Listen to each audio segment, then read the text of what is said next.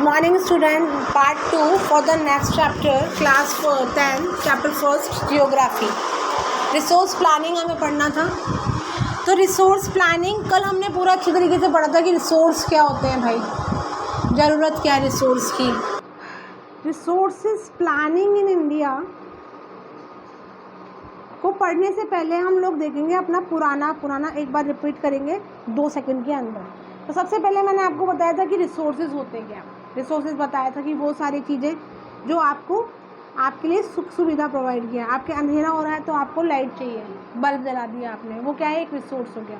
गर्मी लग रही है, फ़ैन ऑन करना, ये आपके लिए रिसोर्सेज हो गया. मुझे कुछ चीज़ें लिखनी है तो वो रिसोर्सेज हो गई, मतलब पेन एक रिसोर्सेज हो गया, कॉपी एक रिसोर्सेज हो गया. Everything that is surrounding us and needful for us, that is our resources. Okay, तो हमने ये सब कुछ पढ़ा था. टाइप ऑफ रिसोर्सेज पढ़े थे, ऑनरशिप के बेस पे, एग्जॉस्टिबिलिटी के बेस पे, ये सब कुछ हमने पढ़ा था. अब हम पढ़ेंगे रिसोर्स प्लानिंग. तो बात सुनिएगा बेटा कि planning is so important in everything. जो भी चीज़ें हम स्टार्ट कर रहे होते हैं ना, उसके लिए प्लानिंग इज नेसेसरी है, मैंडेटरी, जिसको अगर वर्ड बोले ना mandatory. The planning is the widely accepted strategy for the judicious use of resources. It has importance in a country like India which has enormous diversity in the available resources. Actually मैं आपको वैसे पूरा पढ़ के ही बता देती हूँ कि क्या होता है कि हमारे जो इंडिया है, इंडिया में तरह तरह की स्टेट्स हैं. जिस 29 स्टेट्स हैं अमंग द इंडिया. तो यहाँ पे हर जगह हर टाइप के रिसोर्सेज नहीं मिलते हैं.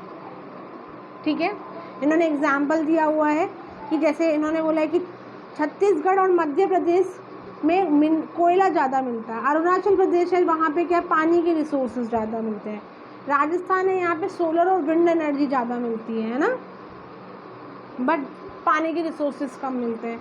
तो अगर पानी के रिसोर्सेज हमारे यहाँ पे कम मिलते हैं लेकिन अरुणाचल प्रदेश में ज़्यादा मिलते हैं, लेकिन अरुणाचल प्रदेश के अंदर सोलर एनर्जी और विंड एनर्जी कम प्रोड्यूस होती है, बल्कि हमारे यहाँ ज़्यादा होती है. तो गवर्नमेंट क्या करती है, एज ए जुडिशियल सिस्टम, ये क्या करती है, बताती है कि कौन सा वाला रिसोर्सेज कहाँ पे, किस लेवल पे या किस प्रपोर्शनल पे भेजा जाए, जहाँ की उस चीज़ का सब लोग अच्छे से यूज़ कर पाए. एग्जाम्पल ले लेते हैं कि अगर मान लो मेरे पास 4 रोटियाँ रखी हुई हैं, है ना.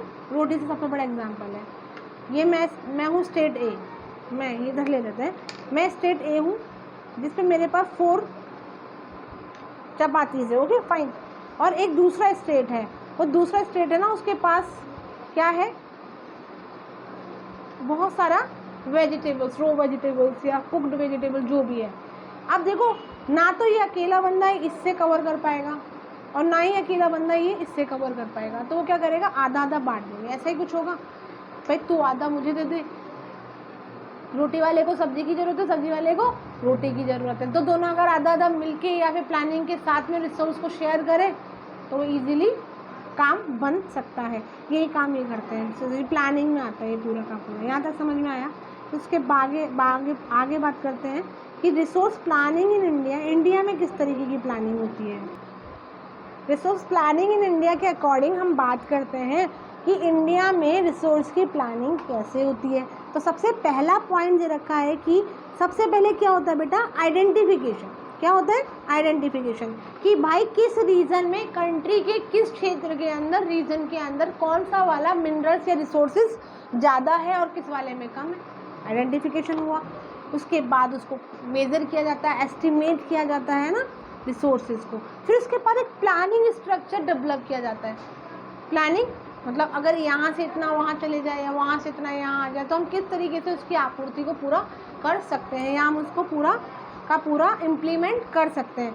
और फिर उसके बाद मैच करते हैं. रिसोर्स डेवलपमेंट ने बताया था मैच कैसे किया था. अभी हमने 2 स्टेट बताए थे, एक में रोटी ज़्यादा थी, एक में सब्जी ज़्यादा थी. मैच कर दिया कि भाई अगर इसको ये दे दो तो ये फुलफिल कर देगा इस रिक्वायरमेंट को, इसको ये दे दो तो ये फुलफिल कर देगा ये रिक्वायरमेंट को. तो इस तरीके से क्या होता है रिसोर्स प्लानिंग. क्वेश्चन क्या बनता है बेटा, क्वेश्चन बन सकता है how India can plan by for the resources. What is the type और what is the major step of the resource planning in India. मतलब इंडिया में रिसोर्स की प्लानिंग के कुछ मेजर स्टेप बताओ. तो 3-4 स्टेप है जो आपको यहाँ दे रखे हैं. और समझ में भी आ जाएगी। क्या करेगा, सबसे पहले क्या करेगा, सबसे पहले ये देखेगा कि कहाँ आइडेंटिफाई करेगा, आइडेंटिफाई करके बाद क्या करेगा, ये मैच करेगा, मैच करेगा, मैच करने के बाद फुलफिल करेगा। देखो सिंपल सा, आइडेंटिफाई किया, तुझे ये प्रॉब्लम है, मैंने आइडेंटिफाई कर ली बहुत सारे स्टेट्स की, फिर इसकी प्रॉब्लम से सॉर्ट आउट कर सकते हैं, इसको इसकी प्रॉब्लम से सॉर्ट आउट कर सकते हैं, मैच किया और फिर फुलफिल कर दिया। गवर्नमेंट है, इसके लिए गवर्नमेंट क्या करती है, एक बराबर गोल डिसाइड करती है। बेटा गवर्नमेंट के कोई भगवान तो है नहीं जो फटाफट से फूंक मारा और काम शुरू किया, गवर्नमेंट भी एक बॉडी तो है। तो ये क्या करती है, 5 ईयर प्लानिंग लॉन्च करती है इंडिपेंडेंस के बाद, स्वतंत्रता के बाद, आफ्टर इंडिपेंडेंस 1947 15 अगस्त के बाद 1951 जब फर्स्ट चुनाव हुआ था, पहला इलेक्शन जब हुआ था, उसके बाद में एक योजना आयोग, योजना कमीशन करके एक डेवलप किया गया था, प्लानिंग कमीशन बनाया गया था। उसके अकॉर्डिंग बोला गया था कि हम हर साल 5 साल, हर 5वें साल एक प्लानिंग का स्कीम डेवलप करेंगे। 5 साल में हमें ये काम करना है, 5 साल में हमें ये काम करना है, 5 साल में हमें ये काम करना है। 2017 तक ये प्लानिंग कमीशन काम करता था, लेकिन 2017 के बाद अब ये प्लानिंग कमीशन काम नहीं करता, क्योंकि अब ये योजना जो आयोग है, ये जो कमीशन है प्लानिंग कमीशन, इसे अबॉर्ड कर दिया, नल एंड अबॉर्ड कर दिया गया इसको। अब इसकी जगह ले ली है नीति आयोग। नीति आयोग को किसने बनाया, नीति आयोग को बनाया हमारे honourable prime minister doctor Narendra, not director, Narendra Modi ji ने, ठीक है, इन्होंने बनाया था। इस जो इन्होंने इम्प्लीमेंट किया, एक 1 जुलाई 2007, आई थिंक 1 जुलाई और 1 जनवरी, इनमें कंफ्यूजन है मुझे तो जुलाई मतलब जो भी है 2017 में इन्होंने इसको इम्प्लीमेंट कर दिया कि ये नीति आयोग। और इसका अब ये क्या करती है, नीति आयोग क्या होता है, नीति क्या होती है, नीति का मतलब क्या होता है, नीति मतलब होता है कि हमारे जो राष्ट्र के बारे में सोचना, आइडेंटिफाई करना चीज़ों को, तो हम और उसको इम्प्लीमेंट करने का काम कौन करेगा, नीति आयोग। उसका मेन अध्यक्ष कौन होगा, प्राइम मिनिस्टर। ये तो चलो मैं आपको आगे की बातों पे ले गई, लेकिन एक्स्ट्रा नॉलेज थोड़ी बहुत तो मिली गई होगी आई थिंक।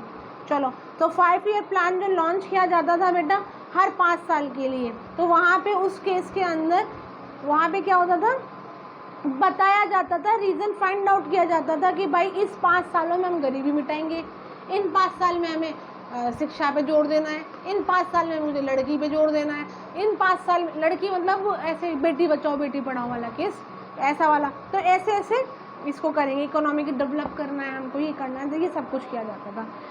अब जो ये नेक्स्ट पैराग्राफ है, ये नेक्स्ट पैराग्राफ बोल रहा है कि history of colonization reveals the rich resources in Kalani were the main attraction to foreign invader। आपको पता है 1800 के अंदर अंग्रेजों ने हमारे यहाँ पे एंट्री कर दी थी, ईस्ट इंडिया कंपनी बना दी थी, ईस्ट इंडिया कंपनी बना दी थी। ये किसने बनाई थी, ये लंदन ब्रिटेन से बनाई गई थी, ब्रिटेन की ब्रिटिश लोगों ने बनाई थी ईस्ट इंडिया कंपनी हमारे भारत में।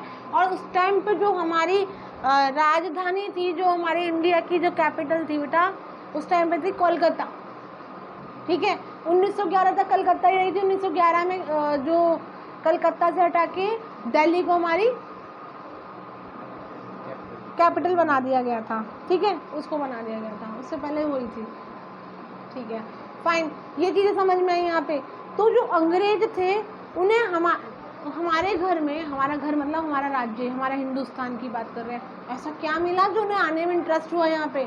ऑफकोर्स बात है, जब चोर कहाँ जाएगा, जहाँ पे ज़्यादा पैसा होगा या फिर कुछ ज़्यादा सोर्सेज लग रही होंगी या तो कुछ ज़्यादा मिल रहा होगा, उसको वहीं जाने वाला है ना।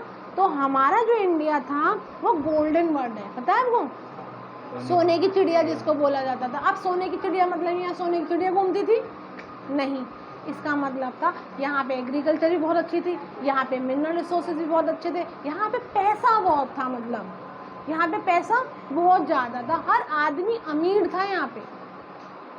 तो उन्हें क्या लगा, this is the right place to achieve our goals. कौन बोल रहा है ये बात, ब्रिटेन वाले बोल रहे हैं इस चीज़ को, this is the right place to achieve our goals. तो what we have to do, we have to be merchandise to India, in India. हम व्यापार करते हैं, कहाँ पे व्यापार करेंगे, इंडिया के अंदर। उन्होंने इंडिया पे आक्रमण कर दिया। और इंडिया में जैसे ही आक्रमण हुआ, आक्रमण नहीं सॉरी मतलब बिजनेस करना शुरू किया। पहले जब वो आए थे ना बिजनेस करने के लिए तो हाथ जोड़ते हुए आए थे, प्लीज कुछ जगह दे दीजिए, कुछ जगह दे दीजिए। और धीरे धीरे धीरे धीरे धीरे आप रेस्ट यू नो, वो तो हिस्ट्री में पढ़ेंगे ना, यहाँ क्यों पढ़ रहे हैं हम लोग, यहाँ पढ़ नहीं रहे हैं, हम सिर्फ आपको याद दिला रहे हैं कि कनेक्ट टू कनेक्ट होना चाहिए। पढ़ तो हम हिस्ट्री ही रहे हैं और एवरीथिंग इज इम्पॉर्टेंट। ओके, ऐसा नहीं कि जो सब्जेक्ट है तो हम तभी पढ़ने वाले हैं उस चीज़ को। ठीक है, यहाँ तक क्लियर समझ में आया? ठीक है, तो अंग्रेजों ने यहाँ पे क्यों किया था जो मतलब यहाँ पे क्यों आए थे यहाँ पे वो अंग्रेज? सॉरी यस, वो अचीव करने के लिए, व्यापार करने के लिए, क्योंकि उन्हें यहाँ पे कुछ दिख रहा था। और वो दिखना क्या था? मिनरल और रिसोर्सेज, वही तो दिख रहे थे। नाउ वो टाइम यही मिनरल रिसोर्सेज जिसके कारण अंग्रेज यहाँ पे आए थे, बेटा आपको पता है वो कम होते जा रहे हैं, होते जा रहे हैं कि नहीं होते जा रहे हैं? मैं तो अगेन मैं तो एक ही चीज़ की बात करता हूँ जिनकी हमें डेली हम नीड बेस पे काम करते हैं, वो पेट्रोल है। पेट्रोल अभी इस टाइम पे पेट्रोल जो मैं अभी जिस टाइम मैं बात कर रही हूँ उस टाइम पे पेट्रोल की रेट है 109.28 पैसे। सोचिए, look at the petrol rate. कुछ साल पहले, कुछ साल ज़्यादा साल भी नहीं है, 2 या 3 साल में यही पेट्रोल 70, 71 ऐसे चलता था। इतनी रेट एकदम क्यों बढ़ी? कम होता जा रहा है ना, रिसोर्सेज कम।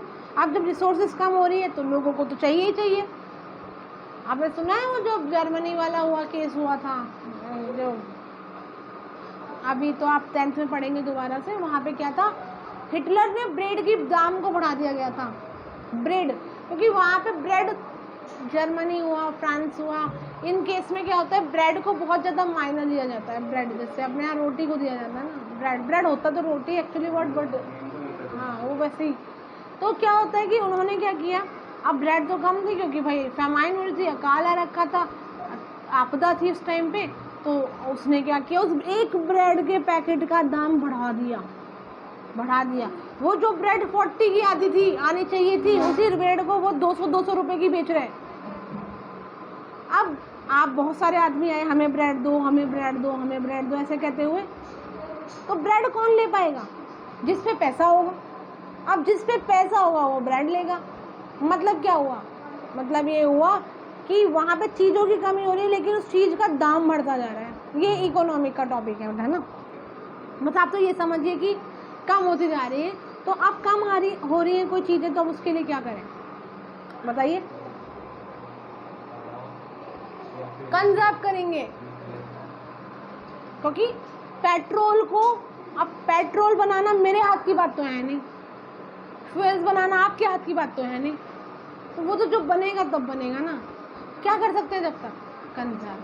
कंजर्व बोले तो अरे यार वही ना, आप क्या करो, जब गाड़ी जा रही हो रेड लाइट पे बंद कर दो, रूम का पंखा भाई फालतू चल रहा है, फालतू लाइट जल रही है, बंद कर दो, ठीक है। कहते ना बनिया जो होते हैं ना, जो बनिया के लिए बोला जाता है कि वो इतना ध्यान रखते हैं, वो कंजूस होता है, ऐसा बोला जाता है उन लोगों के लिए, वो बहुत कंजूस होते हैं। बट एक्चुअली ऐसी बात करें ना तो ऐसा नहीं है।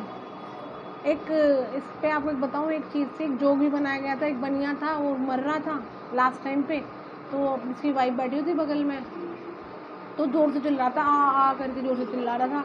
तो उसकी वाइफ बोलती क्या हुआ ऐसे करके, तो कहता है मेरे पास तो बाद में आना, पहले बगल वाले पंखे में जिसमें तो उठ के आए हो ना, वहाँ का पंखा चल रहा है बंद करिए, बिजली का बिल आएगा। इसका मतलब समझ रहे हो? ये जोक तो बनाया जाता है, किस पे बना दिए, चलो फालतू चीज़ें बना दिए, बट एक्चुअली क्या होता है, we have to be conserve our resources for the next, that is the word, the simple word, that is what, sustainable development. समझ में आई ये चीज़ें यहाँ तक?